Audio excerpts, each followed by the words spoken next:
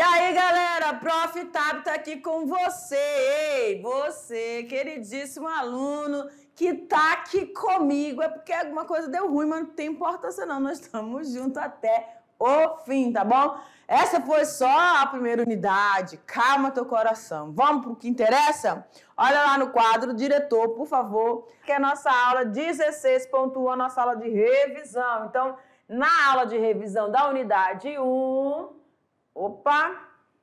Na aula de revisão da unidade 1, nós vamos falar sobre, tá? Canetinha. Aqui.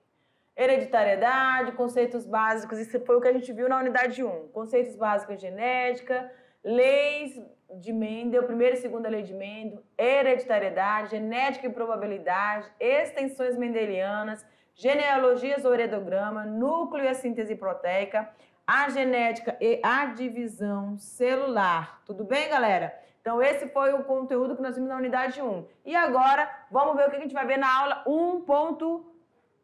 Vamos lá. A hereditariedade, ou seja, a transmissão das características, né? Falamos dos conceitos básicos da genética, falamos quem era Mendel, o que ele fez e como foi importante a sua descoberta, como foi importante a elucidação e a clareza com que ele tratou, a clareza entre aspas, né? Porque quando as pessoas viram os escritos do Mendel, falaram, meu Deus, Darwin foi um, disse, caraca, quem é esse cara lá de uma língua tão distante, eu não entendo nada da língua dele. E ainda vem com aquele monte de rabisco matemático, ele pirou, né? Nem todo mundo domina a matemática, a gente fica tranquilo, né? Cada um com o seu cada qual. Hereditariedade. A gente viu aí vários conceitos de pré-formismo. O que significava esses pré-formistas? Eles acreditavam que... lembra aquelas ideias doidas que os espermatozoides eram formados no cérebro, né? Aí as mulheres de útero quente, aí iriam gerar meninos, de útero frio iriam gerar meninas, e aquela conversa toda. Só que o que eles entendiam? Que havia um homúnculo, ou um pré-formismo, ou gêmulas, onde o indivíduo tinha várias gêmulas dentro do seu organismo, de cada órgão tinha uma gêmula que se juntava para formar um indivíduo. Ou seja... eles acreditavam mesmo que nós não tinha o que a gente compreende hoje, que parte, 50% vem do pai, 50% vem da mãe. Os indivíduos já tinham isso. Ou era o homem que já tinha isso e a mulher era só o forninho, tá bom? Aí desse pré-formismo nós temos aqueles ovistas e os espermistas, tá bom? Que poderia ser formado pela mulher ou pelo homem. Aí veio o conceito de pangênese. Eita, prof, acabou confundindo aqui a gêmula com esse pré-formismo. Não tem nada a ver, tá? Separadinho aqui. Pré-formismo, os homúnculos, que dentro do material genético do homem já tinha ali o indivíduo e ele só passava para a mulher e a mulher gerava, era o forninho. Na pangênese, ou seja, quando diz gênese é o início, pan é tudo. Então, todo indivíduo, né? Todo indivíduo era detentor dessas gêmulazinhas e aí geravam um ser. E aí teve uns 3 personagens muito importantes que foram descrevendo quanto de cada célula reprodutiva, porque a partir daqui eles já conheceram o que eram as unidades celulares. Eles não sabiam, quando eles viram a primeira vez o espermatozoide, achavam que eram vermes, achavam que eram, né, alguma coisa que fazia era mal, mas não, entendeu-se depois que aquilo era uma célula reprodutiva e que ela procurava quem? A célula ovo, né, para poder fecundar e gerar um ser. Isso vinha da parte da mãe, do pai, que hoje nós sabemos que é 50% cada, tá bom? Ok. Aí a gente tem a epigênese, né? A epigênese, ela já sai dessa questão da gêmula, tá? Que todo o corpo, todos os órgãos têm uma estrutura que vão formar, não. A epigênese, você tem o espermatozoide, você tem a célula ovo, eles se fecundam e formam um indivíduo amorfo, porque assim forma no início. Eles vão passando por várias transformações, várias sucessivas divisões que vão passando de mórula, blástula, gástula para formar um indivíduo, o organismo, tá bom? Quando a gente fala aqui da descoberta, a gente falou, então, do encontro ou do aparecimento dessas unidades celulares, certinho? Aí, dentro também desse conceito de hereditariedade, nós vimos alguns conceitos, né? Os genes, gente, vamos aqui, tá? Os cromossomos, tá? Aqui o nosso centrômero. Perfeito? Os genes, eles estão...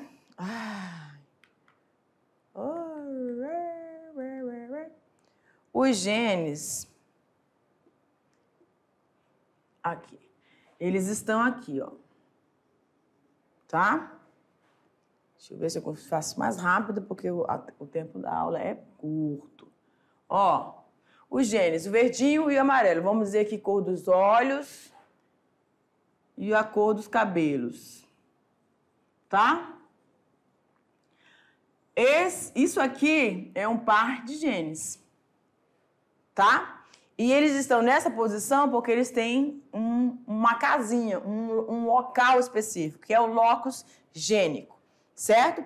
Esses são os cromossomos homólogos, porque eles são herdados do pai e da mãe. Quando nós temos um indivíduo, esse indivíduo ele vai apresentar 46 cromossomos da espécie humana, Homo sapiens, sendo que cada gameta vai conter os 23. Quando a gente vai fazer esse conhecimento ou identificar cada um deles, a gente tem o cariótipo, tá? No cariótipo, eu consigo ver todos os meus genes dentro dos meus cromossomos. E aí eu consigo prever, isso não é barato, é caro, eu consigo prever se eu posso ter durante a gestação, eu posso ter algum problema. Por exemplo, uma síndrome de Down. Eu tenho já uma trissomia ali no cromossomo 21, eu já sei que eu posso ter... aliás, se eu tiver algum fator que possa me conduzir, porque se eu tiver alteração, eu já sou Down, né? Mas se eu tiver algum gene que possa determinar, desencadear alguma anomalia, eu posso identificar para que os meus filhos não herdem isso, tá bom? Esse gene. Isso se dá no cariótipo. Aí nós vamos ter os homozigotos, azão, por exemplo, ou... azinho, e os heterozigotos, que vão ser os diferentes. Pode ser o N, tá? Nzão ou Nzinho. Tudo bem? São os heterozigotos. Quando a gente fala de inovações mendelianas, aí a gente lembra da diversidade de materiais que eram utilizados, tá bom? Antigamente, para tentar elucidar e esclarecer a questão da hereditariedade. Fizeram vários estudos, galera, com vários animais. Só que a gente sabe, por exemplo, eles pegavam cachorros, gatos. Esses animais, a gente sabe que as fêmeas, né? Elas têm liberação de vários óvulos, e aí elas tinham uns filhotes tudo diferente. Então, a diversidade era tão grande que você não conseguia chegar num padrão. Olha que interessante quando um cara pensa matematicamente. Eles vão atrás de um padrão. Ele precisava de um padrão e ele não conseguia obter isso dentro da espécie animal. Aí, ele, como morava no monastério, ele pegou umas plantas. Primeiro ele começou com rato, aí brigaram com ele porque infestou local de rato. Aí ele acabou com o rato, viu que não dava certo, e aí foi com as plantinhas que ele gostava muito. E ele escolheu a ervilha, porque a ervilha tem a flor hermafrodita, ou seja, ela tem tanto a estrutura masculina quanto feminina, gineceu e androceu. E aí ele conseguia fazer manipulações, e entendo que essas manipulações feitas por Mendel não eram... ele não induziu os resultados. Por quê? Mesmo ele fazendo alterações, transformando uma planta, né, uma florzinha, que tinha as duas estruturas, numa só com estrutura feminina ou só na masculina, ele conseguiu chegar nos indivíduos puros. E aí, repetidamente, ele fazendo esse processo, ele viu que as manipulações que ele fazia não alteravam o resultado, sempre dava aquele mesmo resultado para determinada característica. Então, ele não estava induzindo. Ele estava simplesmente facilitando o estudo da compreensão do que ele precisava obter, tá? O que ele chamava de fatores, a gente sabe hoje que são os genes, as entidades. E a gente viu durante a aula, o professor Jefferson comentou, que eles chamavam isso de entidades porque eles achavam que aquilo que eles não conseguiam elucidar, eles achavam que se via de uma resposta da alma. Então, era uma coisa muito né, séria para eles. Eles não conseguiam compreender. Eu falei, é uma entidade, alguma coisa que tem ali no organismo que vai fazer com que essas variedades todas aconteçam, tá bom? Vamos dar sequência. Aí a gente tem uma questãozinha para você relembrar, olha lá. Questão 1 aqui da recuperação. Em genética, a definição que fala sobre características observáveis ou caracteres de um organismo ou população, como a morfologia, o desenvolvimento, as propriedades bioquímicas ou fisiológicas e comportamento. Este conceito corresponde a quê, gente? Ao heredograma, ao cariótipo, ao genótipo, ao gene ou ao fenótipo? Vamos lá. A heredograma a gente lembra que é aquele lá que você faz, né? Opa! Da árvorezinha lá, vê o homem, né, de quem ele descende, tudo bem? Então não tá ligado isso aqui. Cariótipo é aquele que você vê todos os parzinhos dos cromossomos, cromossomo 1, cromossomo 2, todos os cromossomos ali alinhadinhos, tá? Que eles vão ser de tamanhos diferentes, lembra que tem tamanhos diferentes por causa da posição do centrômero? Também não.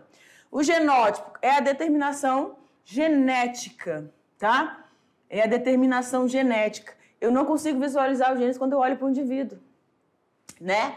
Muito menos os genes, certo? Observáveis, características observáveis. E é óbvio, então, que a gente vai ter a letra E, fenótipo, que é o nosso gabarito correto. Então, o fenótipo se dá pelas essas caracteres, ou esses caracteres ou características que podem ser observadas.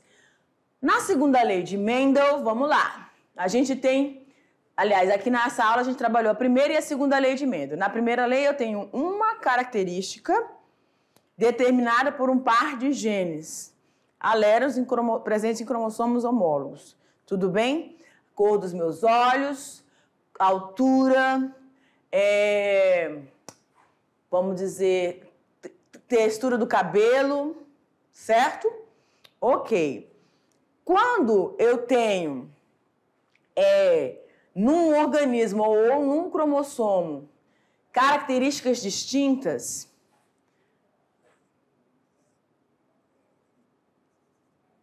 por exemplo,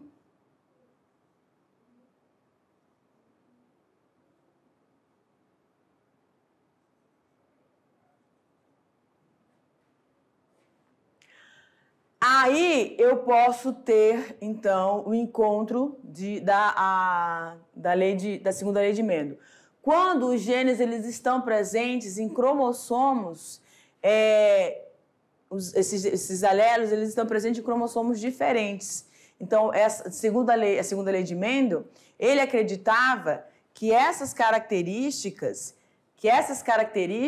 elas se segregavam, esses alelos se segregavam independentemente, eles poderiam formar para duas ou mais características, poderiam se unir aleatoriamente, tá bom? Essa é a segunda lei. Para a segunda lei, nós temos o quê? De acordo com a lei da segregação independente, também conhecida por a segunda lei mendeliana, diz que os fatores, que são os genes, né, para duas ou mais características, segregam-se de maneira independente, distribuindo-se para os gametas e recombinando-se ao acaso, tá? Então, eles têm que estar em cromossomos diferentes para se parearem. Ali, a gente acabou colocando na ilustração, né? Azão, azinho, Mzão, Nzinho, mas eles tinham que estar em cromossomos distintos, né? Foi só para você ter um pouquinho mais de clareza. Mas aí tem que estar azão, azinho, Nzão, Nzinho no outro cromossomo. E eles vão se unindo para formar aquele indivíduo, aquelas características, tá bom? Analisando o que foi dito no texto acima, podemos concluir que um indivíduo de genótipo pezão, cezão, terá que tipos de gametas? Olha lá. Deixa eu colocar todos eles aqui. Prontinho? Então, olha lá. Quando a gente faz a questão dos gametas, a gente vai ter que unir, né? Pezão, cezão. Aí seria pezão, cezinho, né? Aí, pezão... Deixa eu colocar de caneta vermelha só para você entender. Pezão... desculpa. Subiu foi tudo agora. Ui. Professora. Meu Jesus. Vamos. Pzão, Czão, Pzão, Czinho. De caneta vermelha eu vou colocar Pzão, Czão, Pzão, Czinho. Então, são os tipos de gametas que vão poder ser formados? Somente Pzão, Czão, Pzão, Czinho. Alternativa D. Tudo bem? Só esses gametas que vão poder ser formados a partir desse genótipo aqui. Na genética e probabilidade, extensões mendelianas, genealogias ou heredogramas, nós falamos aí novamente da probabilidade, quão importantes são esses eventos que podem ser aleatórios, podem ser somados, ou seja, um evento acontecer e o outro também acontecer, um ou outro acontecerem, eu vou fazer a multiplicação. Agora, na ocasião de um evento acontecer, e se esse evento acontecer, o outro não aconteceu, ou seja, ele é excluído, vai ser a regra do E. Tudo bem? Dentro das extensões mendelianas, nós vimos os tipos que podem ser autossômico dominante, recessivo, ligada ao sexo e restrita ao sexo. Também falamos das interações gênicas, que elas podem acontecer, tem aqueles genes epistáticos que acabam inibindo o gene de um outro cromossomo, tá bom? É que se dá aqui chamado de epistasia. E na pleiotropia, um indivíduo com várias características a partir de um único gene, tá bom? Aí, quando a gente fala dessa compreensão de como é que acontece isso dentro da família, a gente fala de heredograma. Aí a gente vai para a estrutura, que é a identificação, quem é homem, quem é mulher, são os filhos, quem são os irmãos, a gente faz essa análise. Então, aqui a gente divide por seções ou segmentos, vamos dizer assim. Então, a gente tem a primeira, a segunda e a terceira geração, tá? Aqui nós temos os pais, o homem e a mulher. A bolinha sempre vai representar a mulher. Esse homem, a gente está vendo que ele está afetado, que ele está aí rabiscado, né? Pintadinho. Na segunda geração, eu tenho 2 indivíduos afetados, ó. E na terceira geração, eu só tenho um indivíduo, tá certo? A gente chama de dominante porque quando a gente tem um indivíduo que esteja afetado, ele tem que ter, quando a característica é dominante, pelo menos um dos genitores afetados também. É o que a gente consegue visualizar aqui, ó, tá? Na característica recessiva, eu tenho um salto da geração, ela não vai acontecer com tanta frequência. Esse indivíduo aqui está afetado, mas só vai aparecer isso, ó, lá nos filhos dos filhos dele, tá bom? Aí a gente tem a herança ligada ou restrita ao sexo, tá, gente? Tá errado ali. Restrita ao sexo, onde vai aparecer somente nos homens, tá bom? E aí a gente passa para uma atividade. O fenômeno que acontece quando 2 ou mais genes interagem e controlam apenas uma característica. Presta atenção, fenômeno que acontece quando 2 ou mais genes vão interagir e controlam apenas uma característica. Esses genes não necessariamente precisam estar no mesmo cromossomo. Pode estar no mesmo, mas não necessariamente estão no mesmo cromossomo, podendo estar em cromossomos distintos. O texto faz referência ao processo genético denominado de herança restrita ao sexo, pleiotropia, interação gênica, epistasia ou herança ligada ao sexo. A gente tem aí, então, um fenômeno chamado de interação gênica, letra C. Tudo bem? Vamos para a última aqui, ó. Núcleo, né? A síntese o que acontece no núcleo? A gente tem várias estruturas. Nucleolo, cromatina, nucleoplasma, os poros e os poros presentes aí, então, na carioteca, que vai separar esse material nuclear do resto da célula, que é o citoplasma. Envolvendo esse núcleo, a gente vai ter sempre a companhia do retículo endoplasmático rugoso, que vai transportar aquilo que estava na parte interna para a parte mais externa, né? Estava dentro do núcleo, que vai passar ali para o complexo Golgiense, enfim. Aí nós temos, então, dentro desse processo, o DNA, que vai ser transcrito. Ele tem uma enzima que abre e ele faz uma leitura, um processo de transcrição em uma outra fita, a gente chama esse processo, né, do DNA de semiconservativo. Mas a transcrição, ela vai formar uma sequência de códigos que vão aí ser formados os RNA mensageiros. Esse RNA mensageiro se liga ao RNA transportador, junto com as duas unidades, subunidade maior e menor dos ribossomos, e vai formar, então, o quê? As proteínas, que é o processo de tradução. Tudo bem?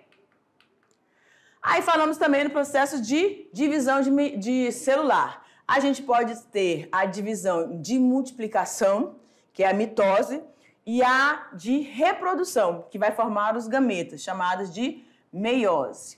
Tá bom? Formou gametas, divisão meiótica.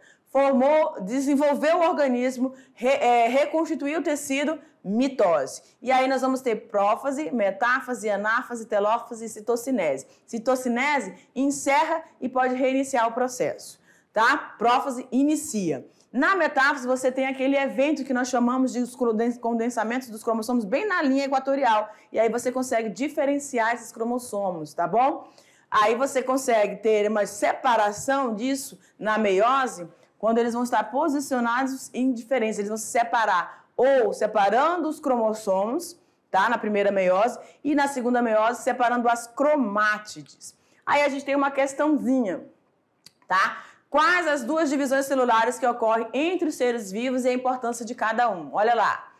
A mitose é importantíssima porque os seres unicelulares, para os seres unicelulares, é responsável pela reprodução assexuada e multiplicação desses seres. Em múltiplos pluricelulares como nós, vai reparar os tecidos e repor células. E na meiose, ocorre apenas nas células de linhagens germinativas e que permite, então, a variabilidade genética dentro do processo de divisão celular ou sexuada. É isso aí, galera. Uma boa prova para você.